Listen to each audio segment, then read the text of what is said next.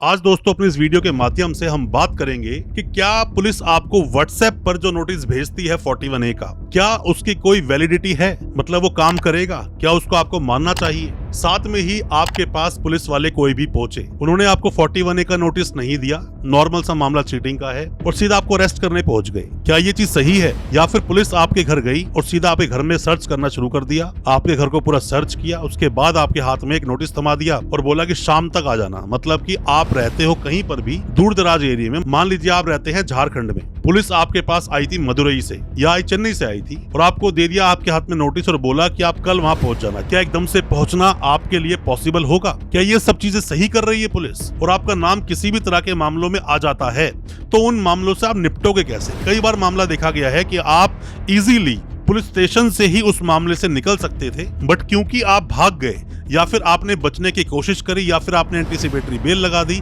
जिसकी वजह से उस मामले में आप और ज्यादा फंस गए। तो कोशिश करूंगा कि आज अपनी इस वीडियो से आपके ज्यादातर सवालों के जवाब दे पाऊं और कोशिश करेंगे आपको सभी सवालों के जवाब मिलेंगे जो आप ढूंढ रहे हैं। ज्यादा कुछ जानने के लिए इन सभी सवालों के जवाब दोस्तों बने रहिए हमारे इस वीडियो के साथ। नमस्कार दोस्तों, फिर एक बार स्वागत करता हूं आप सभी का अपने इस यूट्यूब चैनल पर जिसका नाम है फाइट फॉर ट्रू और मेरा नाम है वीरेंद्र वर्मा। दोस्तों हमारे पास तो अक्सर इस तरह के केसेस आते हैं, कई बार लोग ऑनलाइन कंसल्टेंसी लेते हैं, कई बार अपने केसेस को डिस्कस करते हैं और कई बार एंटीसिपेटरी बेल लगाने के लिए हमें बोलते हैं। हमने कई सारे ऐसे मामलों में एंटीसिपेटरी बेल लगाई और कई बार पुलिस स्टेशन में जाकर लोगों के इन्वेस्टिगेशन को भी ज्वाइन करवाया और लोगों को अरेस्ट होने से बचाया, वरना वो सीधा जेल पहुंच जाते। कई बार पुलिस स्टेशन जाकर ही आपका नाम निकाल दिया जाता है जब चार्जशीट लगाती है पुलिस, अगर आप पूरी बातें जाके बताते हो। बट यहाँ पर भी आपको जरूरत पड़ जाती है कोई वकील साहब की, क्योंकि लीगल टर्म्स में आपके वकील साहब ही बात कर पाएंगे, आप सीधा नहीं कर पाओगे और कई बार लोग डरते हैं। तो मैं 4 पॉइंट्स पे बात करूंगा आज अपने इस वीडियो के माध्यम से, कोशिश करूंगा कि सभी तरह के आंसर आपको मिल पाए। सबसे पहली बात दोस्तों क्या है कि क्या आपको पुलिस व्हाट्सएप पर नोटिस भेज सकती है? क्या वो वैलिड होगा? दोस्तों एक बात समझिए कि जैसे ही पुलिस के पास कोई भी केस आता है और केस में आपका नाम आया और पुलिस आपको इंटेरोगेट करना चाहती है, इन्वेस्टिगेशन का पार्ट आपको बनाना चाहती है, तो पुलिस आपको 41A का नोटिस भेजकर बुला सकती है। व्हाट्सएप पर ही नहीं, वो मेल भी कर सकती है, आपको कॉल करके भी व्हाट्सएप भेज सकती है, आपको पोस्ट से भी भेज सकती है, कोई बाय हैंड भी आपको दे सकता है। ये सभी चीजें वैलिड हैं और इस नोटिस को बिल्कुल पूरी तरह से माना जाएगा। इस नोटिस की अवहेलना ना करें। अगर नोटिस आपके पास आया है तो पुलिस स्टेशन जरूर जाएं, सीधा एंटीसिपेटरी बेल की तरफ आप ना भागें। आपको लगता है कि आप डायरेक्ट इन्वॉल्वमेंट आपकी आ रही है और पुलिस आपको अरेस्ट करेगी ही, तो ऐसे में आप एंटीसिपेटरी बेल लगाएं, वो आपकी मर्जी है। पर एंटीसिपेटरी बेल पर सीधा नहीं जाना चाहिए। जब भी कभी आपके पास 41A का नोटिस आए, अपने वकील साहब को अपने साथ लेकर जाइए पुलिस स्टेशन और जाके उस इन्वेस्टिगेशन का पार्ट बनिए।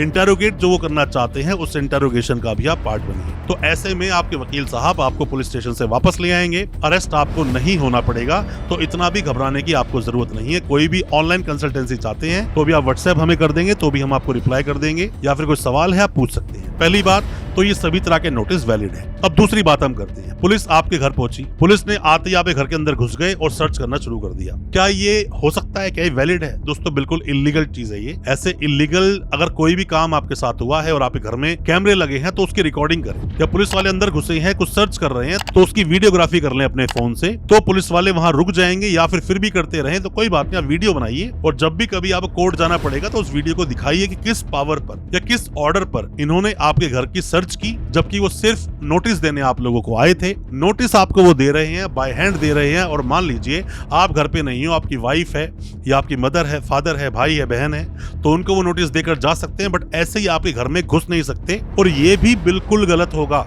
कि आपको नोटिस हाथ में दिया और बोला शाम को आके ज्वाइन करो, कल आके ज्वाइन करो। ऐसा नहीं होता। सामने वाले को टाइम देना पड़ता है ताकि आकर वो इन्वेस्टिगेशन को ज्वाइन कर सके और अपनी बातों को पुलिस वालों को आके बता सके। पुलिस को पावर तो है अरेस्ट करने की, बट इसका मतलब ये नहीं कि अननेसेसरीली किसी को भी आप अरेस्ट करना ही शुरू कर दें। पावर का होना और उसका यूज करना दो अलग अलग दोस्तों बातें होती हैं। आपके वकील साहब आपको पुलिस स्टेशन से वापस ले आएंगे इन्वेस्टिगेशन ज्वाइन कराने के बाद। अब बात करते हैं तीसरे मुद्दे की। आपके पास कोई 41A का नोटिस किसी भी सोर्स से किसी भी तरीके से आया तो सीधा एंटीसिपेटरी बेल लगाएं। दोस्तों सीधा आपको एंटीसिपेटरी बेल नहीं लगानी चाहिए। केस को पहले समझना चाहिए। अगर आपके पास एफआईआर कॉपी नहीं है, एफआईआर कॉपी आप पुलिस स्टेशन से मांगो, नहीं मिलती अपने वकील साहब को बोलो, वो एफआईआर कॉपी किस न किस तरीके से निकाल लेंगे। एफआईआर को आप देखो कि एफआईआर है क्या और आपका नाम कहां से आ रहा है। किसने आपका नाम लिया है और कैसे आपका नाम इस केस में आया है। इन चीजों को समझने की कोशिश करें। कई बार आप ये सब चीजें नहीं निकाल पाते हैं तो आपके वकील साहब डिटेल निकालेंगे, बट आपको आपके केस से आपके वकील साहब निकाल के ले आएंगे। अगर वकील साहब एक्सपीरियंस्ड हैं, जैसे हमारे साथ कई बार हम पुलिस स्टेशन लेकर जाते हैं अपने क्लाइंट्स को इन्वेस्टिगेशन ज्वाइन कराने के लिए, या कई बार जिन केसेस में एंटीसिपेटरी बेल की जरूरत होती है तो हम एंटीसिपेटरी बेल भी लगाते हैं। पर देखा जाता है केस टू केस, कहीं ऐसा ना हो कि मामला बिल्कुल छोटा सा था और मतलब फुंसी का आपने नासूर बना दिया, तो ये प्रॉब्लम आपके साथ हो सकती है। इन चीजों से सावधान रहना चाहिए, वरना बिना बात में, बिना किसी चीज के आप उस केस में इन्वॉल्व हो जाएंगे। चार्जशीट आपके अगेंस्ट भी लगेगी, वारंट भी इशू होगा, 82 भी होगा, भगोड़ा भी घोषित किया जाएगा, कुड़की भी होगी।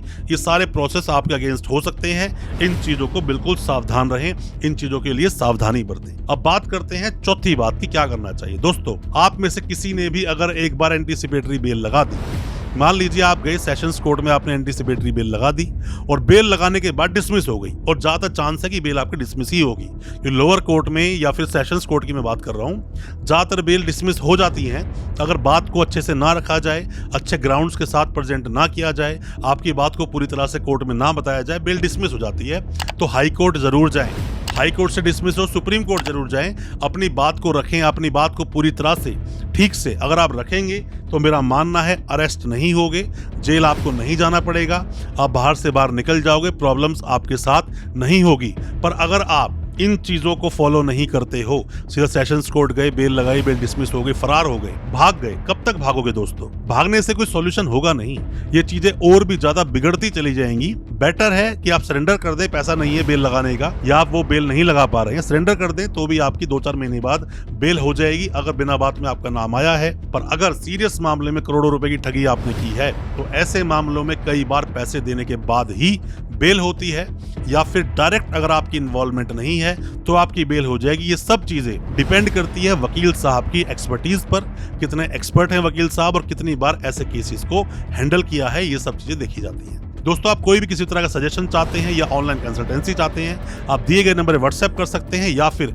अपने सवाल को पूछें, हम आपको उसका रिप्लाई फ्री ऑफ कॉस्ट जरूर करेंगे। अच्छा लगा हो आज का वीडियो, हमारी वीडियो को ज्यादा से ज्यादा अपने दोस्तों, परिजन, परिवार तक शेयर करें ताकि वो भी अपने आप को कानूनी जानकार बना सके। चैनल को सब्सक्राइब करना बिल्कुल ना भूलें, साथ में लगा बेल आइकन जरूर दबा दें ताकि इसी तरह की लीगल अवेयरनेस की वीडियोस आप तक पहुंच सके सबसे पहले। बहुत बहुत शुक्रिया, धन्यवाद हमारी इस वीडियो के साथ बने रहने के लिए।